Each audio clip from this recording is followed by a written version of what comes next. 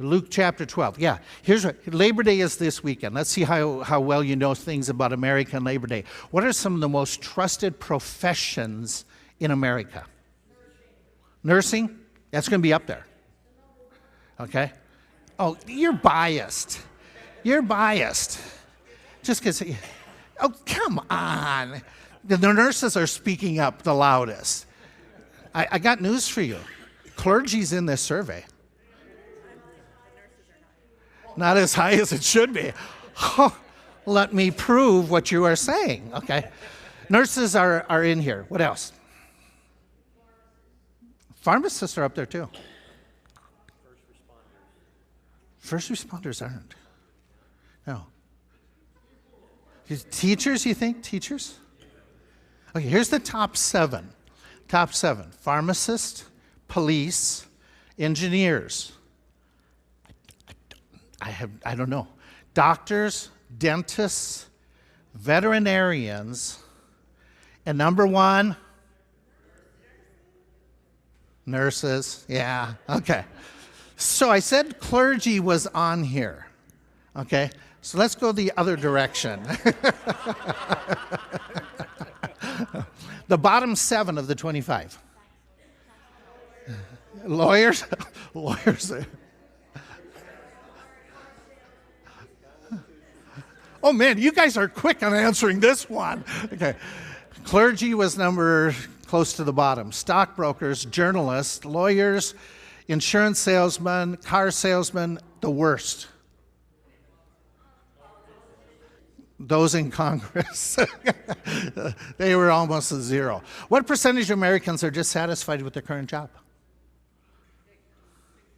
60%? Is that what you think? It's not 60. It's not 40. It is 80% of the people. Yeah. What is the most productive work day during the work week? Monday, Tuesday, Wednesday, Thursday, Friday. You're right. Tuesday. Tuesday. Okay. What is the most common work day, Monday, Tuesday, Wednesday, Thursday, Friday, that people call in sick? It's Monday. Okay. Monday because, and by the way, just a little, those with windows in the workplace, they call in sick the least. Okay. What is the least common work day that people call in sick? Monday, Tuesday, Wednesday, Thursday, Friday. It is Friday because most people say it's their happy day at work. Okay. Because it's payday. Okay. What color at work helps produce, do more creativity and productivity?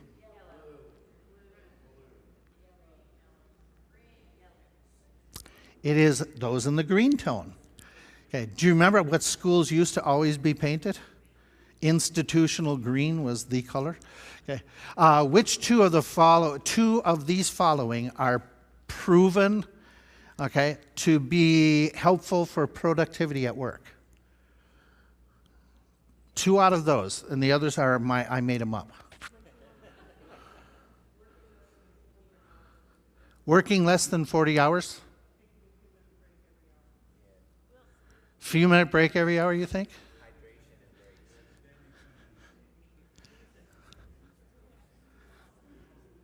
You aren't sure. I confused you with the made-up ones are so good. You go for the munching and snacks? I don't understand the answers to this from the article that I read. I don't understand.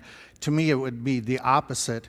Drinking plenty of water would mean I would cut down on my work time because, yeah, I'm running frequently, okay?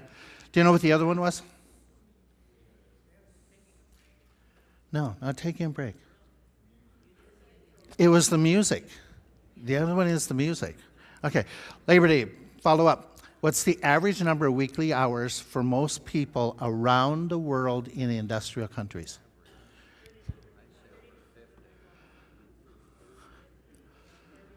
$30 to $35 is in 2 countries, both in France, France and the Netherlands. But those were the unusual ones. Okay. Between 40 and 44. in most industrial countries. 42 was the average hour that was done. Who is the largest employer in the United States? Walmart? Of these, McDonald's, Yum's, federal government? The federal government is number one. Number two is Walmart with the number of employees. What's a parable?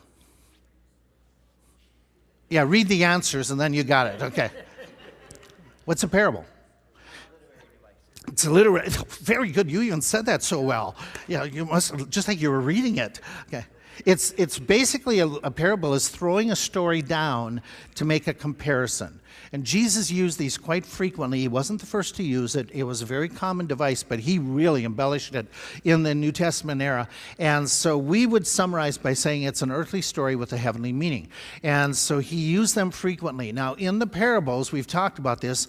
What do you do to accurately translate them, or interpret them, excuse me? What do you need to do? What should you look for?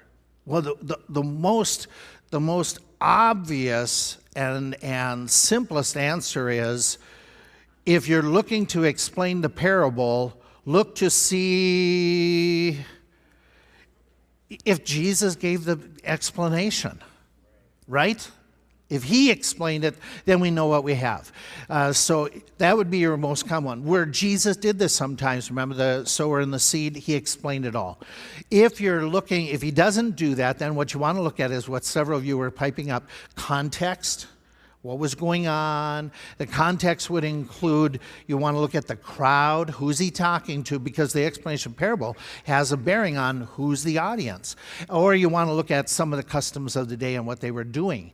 And when you're looking at a parable, you're looking for a primary idea. There can be a lot of secondary, but look for your primary idea of what he's trying to get across.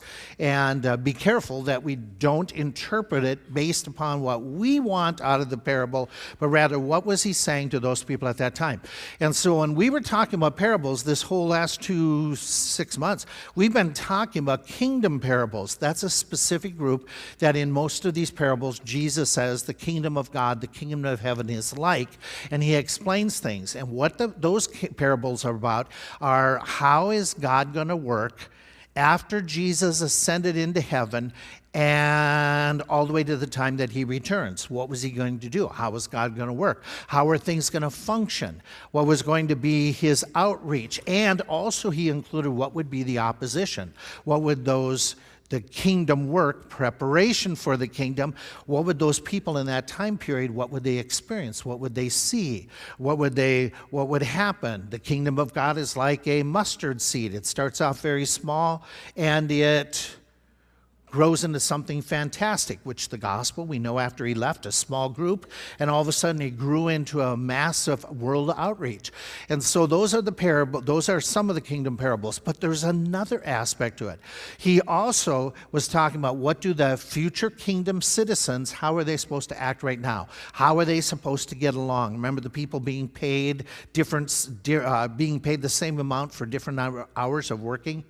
And he's talking about, don't be jealous. It's not up to you. It's up to the master to determine the rewards. And so how are we to act and live with one another? Remember the parable of the man who was forgiven an outlandish debt, but he didn't forgive somebody who owed him just a few bucks? That was all about how are kingdom citizens to act here and now. And then the parables we've been looking at towards the end of his ministry, the last few weeks of his ministry, that he talked about the kingdom of heaven. The kingdom of heaven is getting ready for the return of the king. And so there were several parables about that he talked about. We're picking up with one of them. We're in Luke chapter 14, and it's similar, but it's different than some of what we've already read. In Luke chapter 12, let's jump there. In Luke chapter 12, we're going to jump down into the middle of the passage, which is always difficult because you need to know context. So before we jump down to verse 35, where we would read, let your loins be girded about and your lights burning, and you yourselves like the men, that he says, that wait for their Lord when he will return from a wedding. That's going to be a parable. Before we jump into that parable, let's find out what's gone on before. And let's get the context of this story. Jesus has been, in the previous chapter, Jesus has been rejected. He has been told that you are in league with Beelzebub. So that is the national formal rejection of Jesus Christ. So now he turns his focus, and he's going to, in these chapters following, he's going to focus on training his disciples, getting them ready for kingdom work. That's going to happen after he leaves. And when he's doing that, he's warning them. And throughout chapter 12, there's warning after warning after warning of some dangers that they're going to face. One of those dangers starts with chapter 12, verse 1, where Jesus speaks. And I'm using my red letter edition, so it's easy at the end of verse 1. Beware you of the leaven of the Pharisees, which is hypocrisy. And then he goes on and he talks about that a little bit more. But he's giving a warning about hypocrisy. Is it possible that Christ's disciples can become hypocritical? Yes, no? Okay, so he warns about hypocrisy. Then look down at verse 6. Are not 5 sparrows sold for 2 farthings? Not one of them is forgotten. Even the hairs of your head are numbered. Fear not, therefore. You are more valuable than the sparrows. He goes on and he talks about we shouldn't worry during our work for the kingdom. Do we struggle with, at times, becoming anxious for the events around us? For provisions? Is that a battle for us at times? Sure. Okay. Then he, in the next section, well, I wanted to pause here. In the middle of that, he's going to give a parable. The parable that he gives is verse 16, where he says, the ground of a certain rich man brought forth plentifully. He thought within himself, what shall I do? Because I have no room where to bestow my fruits. This will I do. I will pull down my barns and I'll build bigger ones. And there I'll bestow all my fruits and my goods. I will say to my soul, soul, you have much goods laid up for many years. Take your ease, eat, drink, and be merry. But God said, you fool, this night your soul shall be required of thee. Then who shall all these things be which you have provided? So is he that lays up treasure for himself and is not rich towards God. And so you get this parable about the rich man. What do you learn from that parable? What are just the obvious lessons that stand out from that short parable? That's given to kingdom citizens to be careful. What's that? You can't take it with you. Okay? Anything else stands out? Don't focus on earthly riches. Anything else stands out?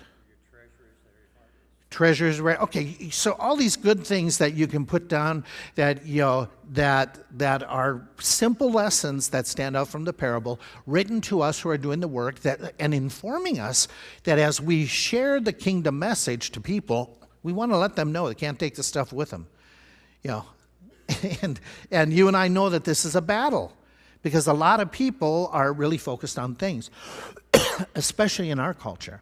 So he goes on. Now, look at verse 22 and 23. Tell me a singular application or lesson where Jesus says these words, therefore I say unto you, take no thought for your life, what you shall eat, neither for your body, what you shall put on. Life is more than meat, body is more than raiment. Lesson. What would you teach somebody from that verse? Don't be anxious. Okay. Any other thoughts stand out? Your soul has more value. Okay. However you want to put it. Okay. His bottom line is there's much more things to life. There's much more to life than just things. Would we all agree with that? Okay. Look at the next verse. Let's do verse 24. It's right in there. Consider the ravens. They neither snow. They neither snow. I did it again. They neither thank you or reap. Okay. And God takes care of them. And then he's going to go on. He's going to make the same type of comments in verse 27. Consider the lilies. They don't toil. They don't spin. Yet Solomon's arrayed. And if God so clothe the grass, which today is in the field and tomorrow's in the oven, how much more will he clothe you, O you of little faith? What's the lesson? What's he trying to draw to the disciples? Okay. We got that idea. If God cares for those things, God cares much more for us, for you. Okay, verse 25. There's a lesson that stands out. Okay, what should we not do?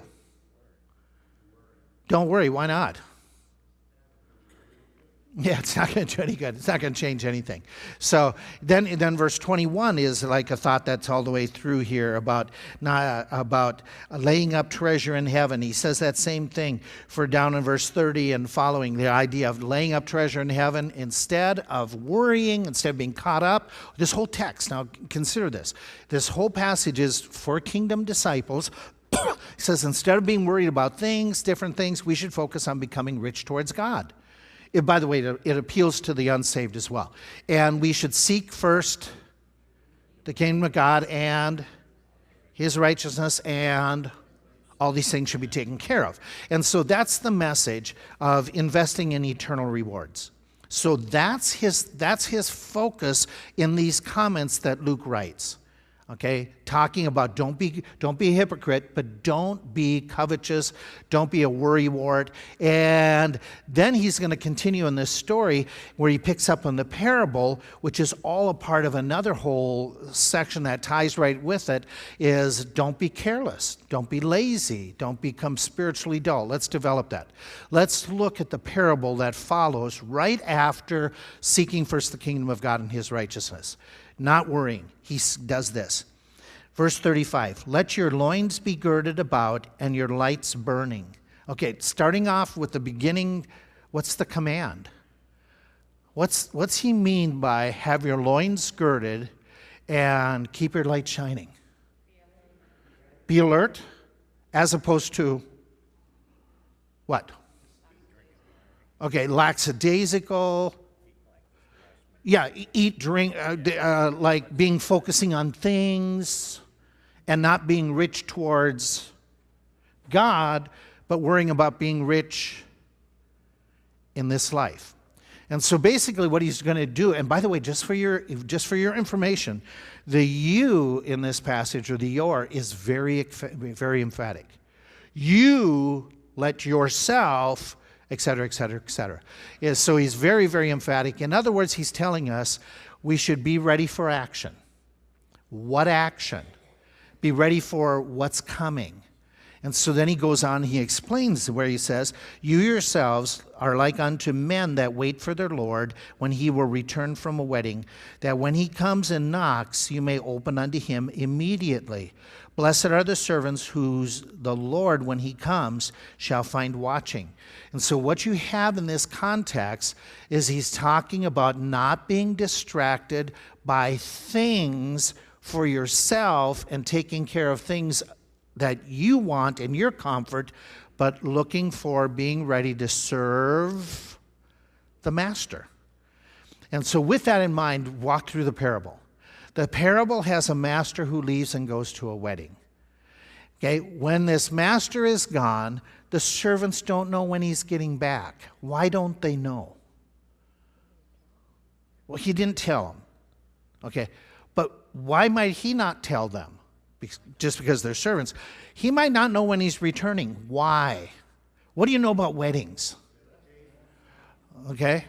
So, if you go to a wedding, you may not know how long you're staying there in Bible days, right? Yes, no? Okay, the reason being is they'll provide food and everything, but eventually they may say, kitchen's closed, okay? Go home, okay? And so he's really not sure when he's coming back. And again, they all varied in this wedding celebration. They could be hours, they could be days. They could be one day, they could be several days. Okay, so they don't know. And in this story, when does the master come back? This is weird. This is a weird parable. When you think about it back in their culture, what time does he come home? At night, particularly when? Does he give you the watch?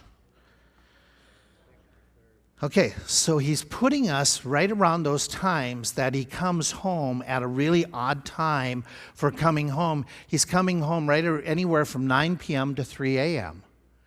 That's not weird for our culture to go and do stuff. Why is it weird for their culture? What's that? They didn't travel at night. Why not? Okay, their headlights didn't work. Let's just leave it that way. Okay. Did electricity and lights make a difference in the world? Okay, we don't know, we forget that. Back in those days, you're not traveling at night because safety. What about for your animals? Is there a risk traveling at night with your animals? Yes, no? Okay, so your travel is typically, what do you do when it gets night? When it goes dark, so do you, okay? That's culture, that more and more. But so the servants are, if you were a servant back then, common practice would indicate once we hit 9 o'clock and the sun is down, master is not showing up tonight. He'll show up sometime tomorrow. We'll have a little bit of time in the morning, get ready, because he has to wake up wherever he's at and travel the rest of the way. And so typically, contrary to what movies may portray or contrary to what we experience today, you're not traveling much at night. If it is a night travel, it's indicating emergency, urgency of some sort. So what would the servants be doing 9 o'clock to 3 a.m.? But you're the servant. Okay. Maybe somebody, but the bulk of you would probably go to bed because you don't expect him to show up. Do you understand what he's doing with this parable? He's driving home a point. The master is coming. You don't know when, but you have added to it a little bit more. When you least expect him to show up, he's going to show up. And so we've already commented on that. He's not going to be coming. And most of the servants are going to be sleeping. But notice what he does in this text. He says it twice, blessed, blessed. He begins the story and he ends the story with the same type of comment. Blessed are those servants whom when his servants come, verse 30, when the Lord comes, he finds them watching. He makes that comment in verse 37. And he makes the comment again at the end of verse 38. Blessed are those servants. The good servants here are saying are when the master comes home, even if he comes home at 2 o'clock in the morning, somebody's going to open the door. And somebody's going to, 2 o'clock in the morning after traveling, what would he might want? Food, get cleaned up, become comfortable. He might expect people to wait on him. This parable is weird from the audience. Not that the Lord is weird in saying it, but he's incorporating things that are like, this isn't what's really normal. We don't travel at this time of night. The master doesn't come home.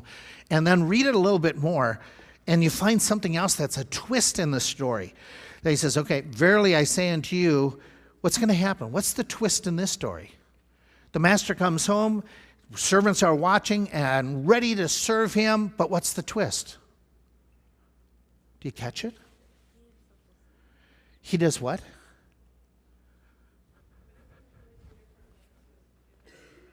I'm sorry, I can't hear you. Yeah, we're going to come to the thief in a second. No, I'm in verse 37. Okay. Verily I say unto you, the master shall dress himself, make them to sit down. He's going to serve them. If you're a servant listening to this parable, what's your first thought? Right? Yeah. What kind of master would do that? But he's leaving it. He's just saying, these servants have so pleased the master that the master, he's rewarding them. Okay? They're waiting, they're expecting, they're watching for him to come, and they're ready to serve him. But the irony is, then the master doesn't demand, but he is so pleased with them, he's going to do something for them. Now, he leaves it that way.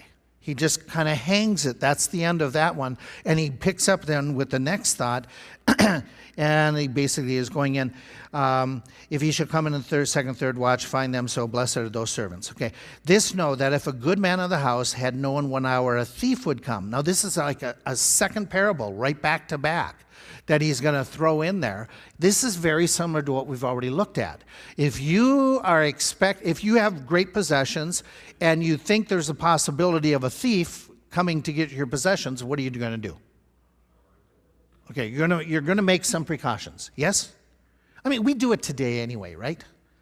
Okay. But if somebody has warned us you're going to be robbed, but they don't give you the time, you're making the security. But the catch is the thief never tells you when he's coming. Okay? So what happens, he goes right back to this note, that if the good man of the house had known what hour a thief would come, he would have watched and would have suffered. And he brings both stories to the conclusion. Be therefore ready also, for the Son of Man is going to come. Again, what he's using in this illustration, he's using a real-life possibility about a thief coming, and he doesn't announce himself. He's using a negative illustration to bring about a positive truth.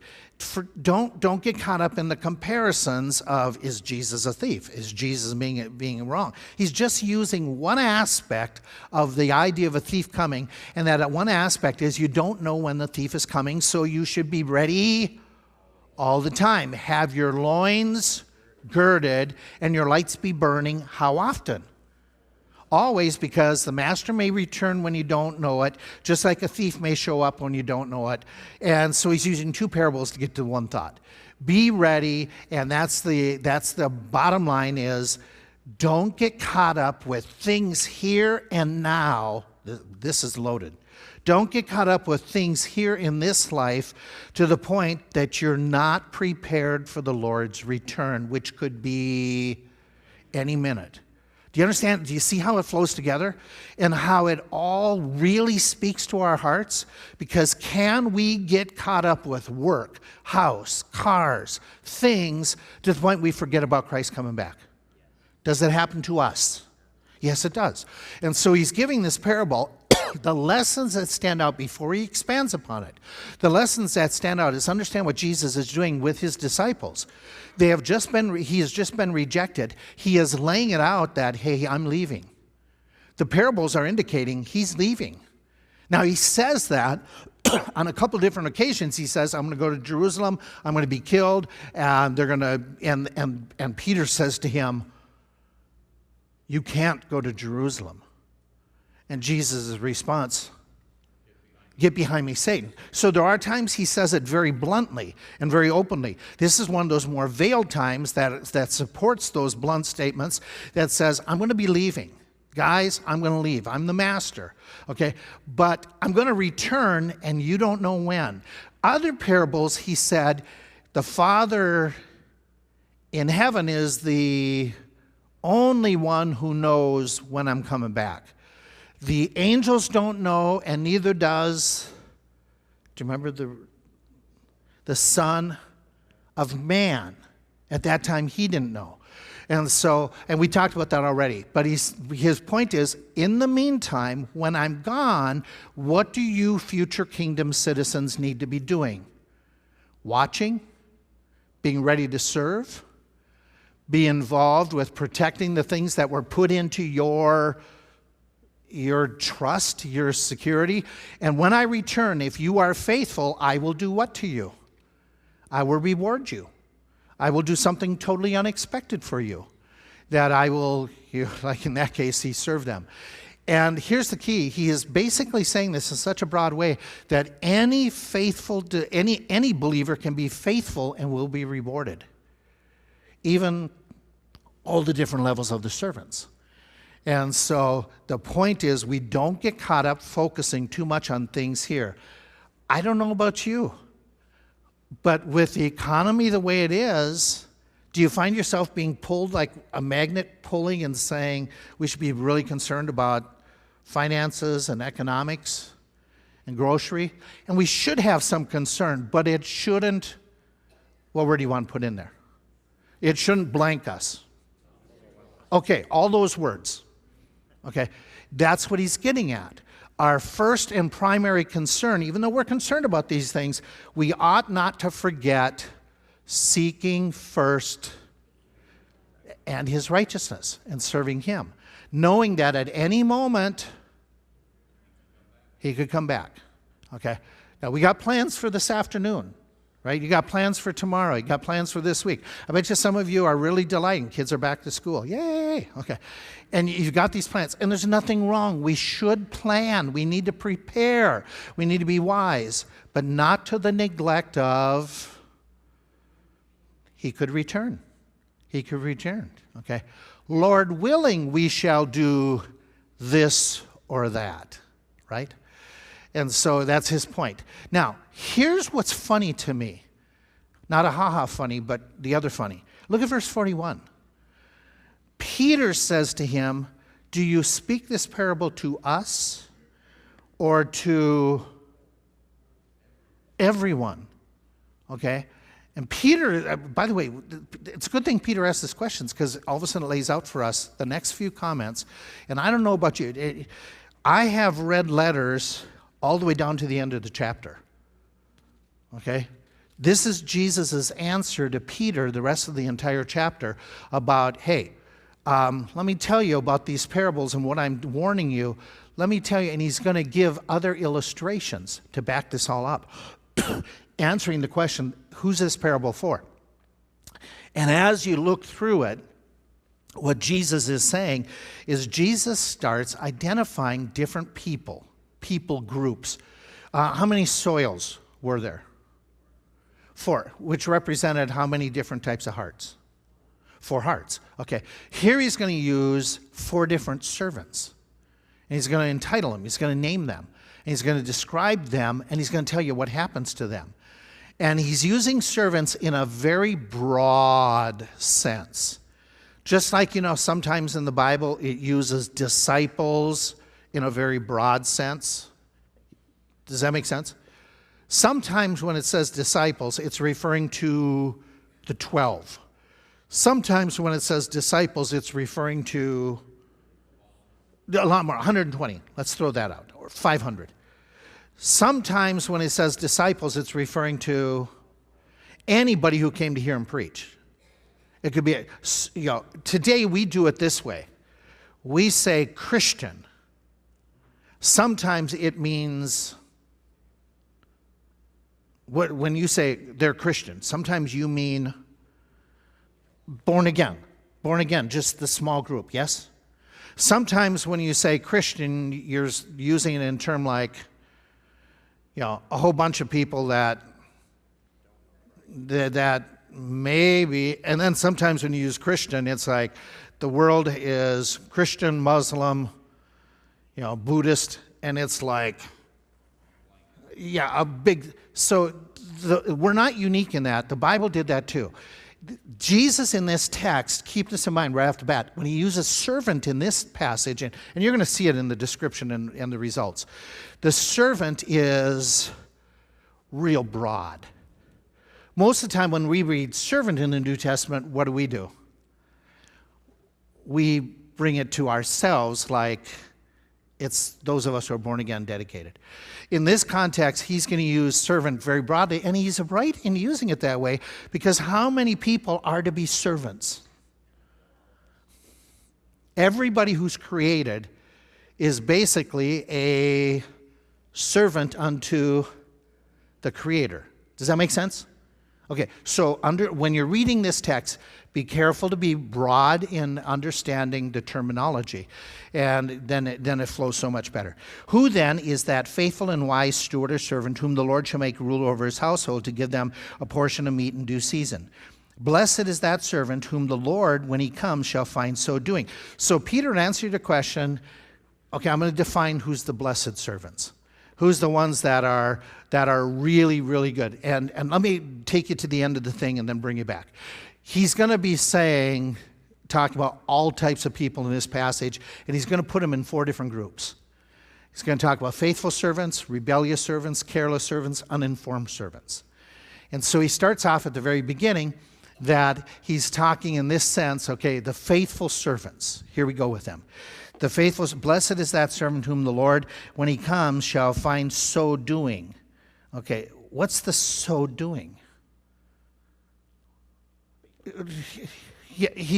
Blessed is the servant that, I just told you this parable. Blessed is the servant that is doing what I just told you. What is the doing what I just told you, the so doing?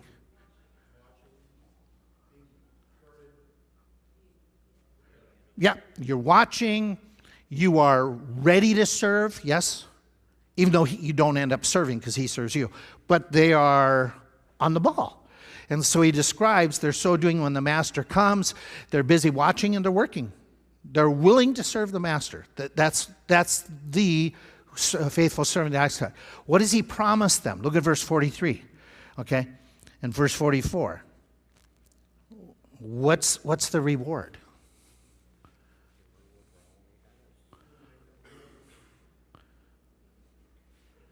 What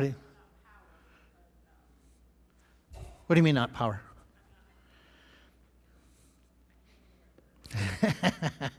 Okay, let me take you all the way back. Let's dissect it this way. Go back to the first word. It's very familiar to the passages you're memorizing right now. Okay, blessed. What does that mean? We just say, blessed is, those that mourn. What does that mean? Okay, there's a grace factor to it. It is one of those ideas that if you were to say it a different way, you would say, it's makaroi in the original language, but sometimes they would put shalom, shalom. What's shalom mean? Peace, and it's talking about inside. There's going to be double portion, okay? There's going to be joy. There's going to be fulfillment. There's going to be no regrets. So one of the things is there's going to be that servant is not going to go, oh, I wish I had. I blew it. That's erased. Okay? So the faithful servant doesn't have, maybe we want to just use that word, doesn't have regrets, doesn't have those kicking themselves in the seat of the pants for what they didn't do. When his Lord comes to find so doing, of a truth I say to you that he will make him, this is the word you're struggling with? I'll make him ruler.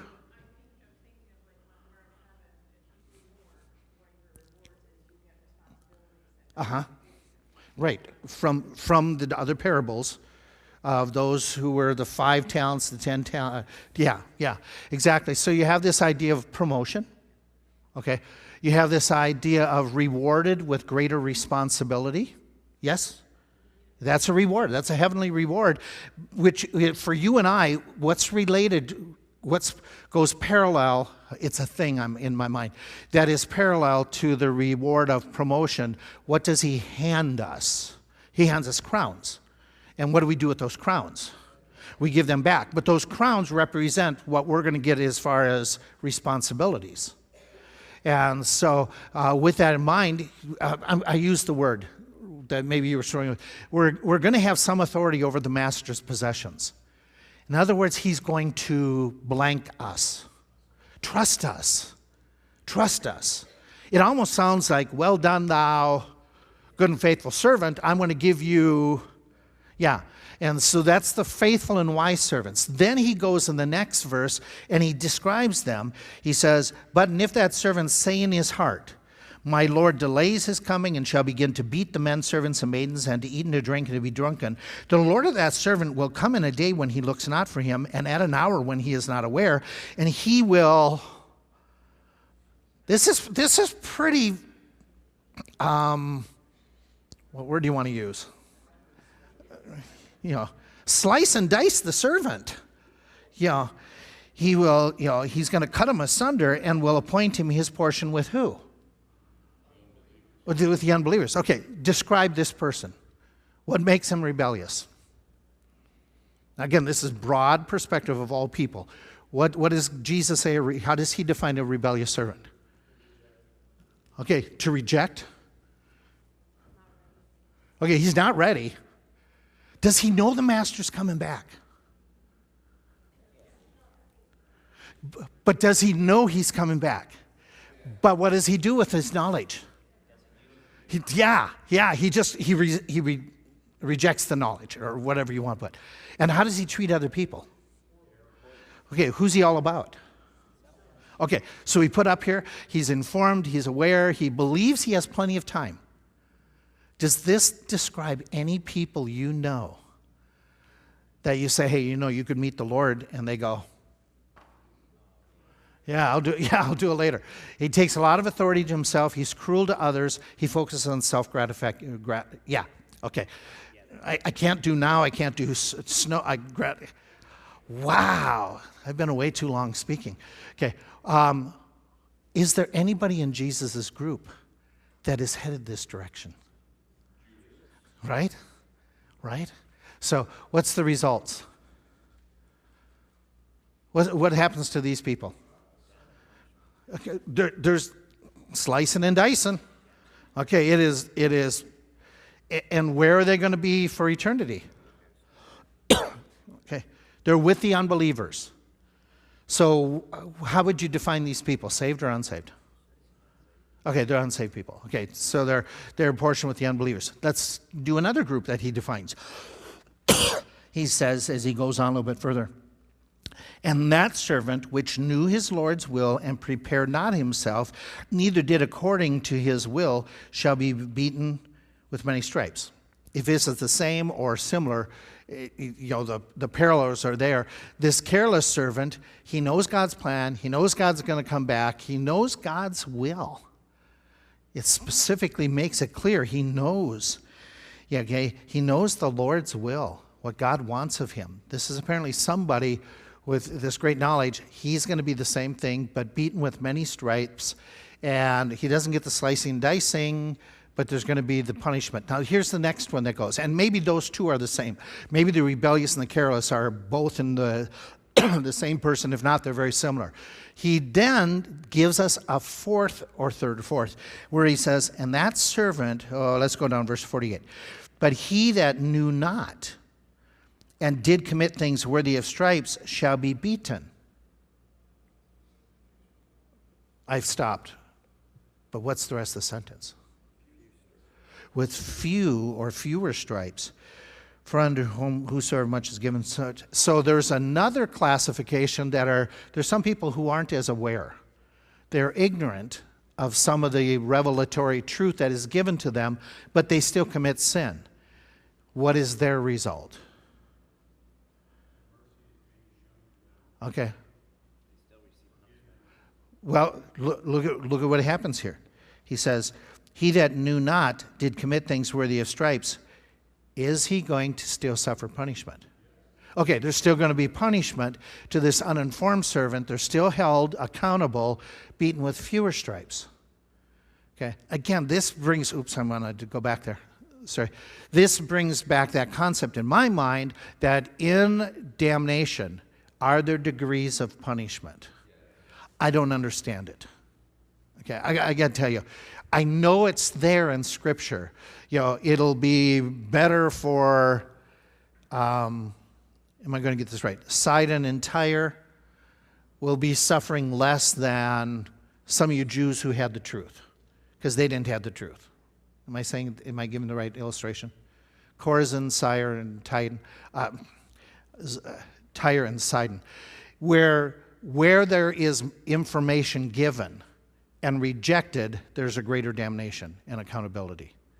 How that practically works out in hell, I don't know. Okay, I don't know if there's it seems to me there's a hotter, darker, more terrible place in hell. But to me, all of hell is hot, dark, and terrible. I don't know. But that's what the Scripture says, is that there's going to be degrees of punishment based upon what person knows. And then he goes on and he's answering this question, and he talks about all of this, but with the motive of saying, hey guys, you need to be faithful. And then he ends up the rest of the passage. I don't have time to finish out right now. But he ends up the rest of this whole discussion about you remain faithful. You remain faithful. Don't get caught up with other things, but you be ready. Because the bottom line of this is for under whomsoever much is given, much is required. Where are we on this scale of these different people? Here's your question.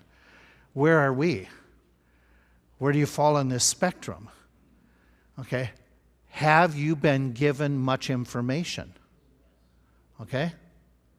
So to whom much is given, much is required. So now that you have that information, you have more accountability. Isn't that an encouraging thought? Okay. Let's get ready for worship. Thank you for listening.